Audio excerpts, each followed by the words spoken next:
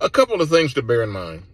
Number one, if you know in your heart that you have sexual attraction to minors, to young people, to children, you should not work in juvenile detention.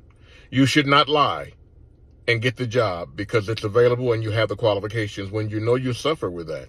And if in fact you are employed there now and you've been fighting these desires, you need to resign.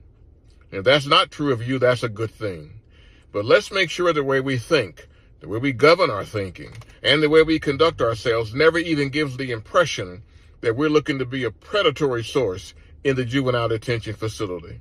Under no circumstances is it ever appropriate for you to have a romantic interest in anyone detained in that facility.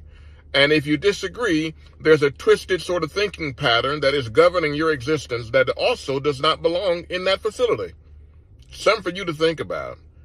Because in the event it manifests itself in actual behavior, the liability is the facility's, but it's also yours, and it can be life-changing for the worse.